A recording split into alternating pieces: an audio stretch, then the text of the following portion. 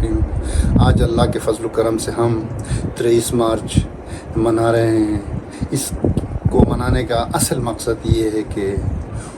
اس وقت کے ان قائدین کی رہنمائی میں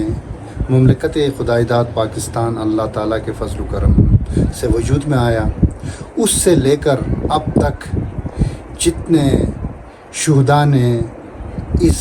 گلشن کی آبیاری کے لیے اپنا خون کا عطیہ دیا ہے، تو میں سب سے قبل ان شہداء کو سرخ سلام پیش کرتا ہوں، اور اس کے بعد آج تک جو غازیان نے اپنے خدمات پیش کی، جو حیات ہے، اللہ ان کی عمر دراز کرے، ان کی قربانیوں کو سلام پیش کرتا ہوں۔ اور اس کے ساتھ آج کا یہ دن ہم سے یہ تقاضا کرتا ہے کہ ہم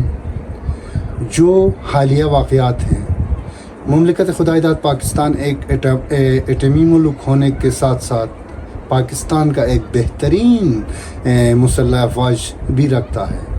جو دنیا کی نظروں میں بالخصوص کفار کی نظروں میں کھٹکتا ہے۔ اب یہ وقت ہم سے تقاضا کرتا ہے کہ ہمارا آباء و اجداد نے جتنے قربانیاں دینے کے بعد جو گلشن ہمیں حوالہ کیا ہے، اب ہم پر یہ بات لازم ہے کہ ہم یوتھ ایز اے پاکستانی شہری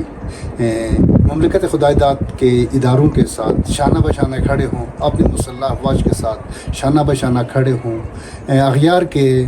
پروپیگنڈوں پر نہ آئیں، اپنے فیس بک کو استعمال کرتے وقت بھی اپنے آباء و اجداد اور اپنے بھائیوں کی قربانی اور ان کی شہادت کو مد نظر رکھیں، اور مملکت خدائے داد پاکستان کے لیے اپنا تن من دن قربان کرنے کے لیے تیار ہو۔ یہ وادی شہداء غزر ہے۔ وادی شہداء غزر کے ایک صدر کی حیثیت سے میں یہ پیغام دیتا ہوں، مملکت خدائے داد پاکستان کے لیے ہمارے آباء و اجداد نے بھی قربانی دی ہے، اور وادی شہداء بھی اس نام سے منسوب ہے۔ یہاں کا ہر بچہ اسلام کی خدمت اور مملکت خدائے داد کی تحفظ کے لیے ہر وقت تیار ہے۔ بہت بہت شکریہ۔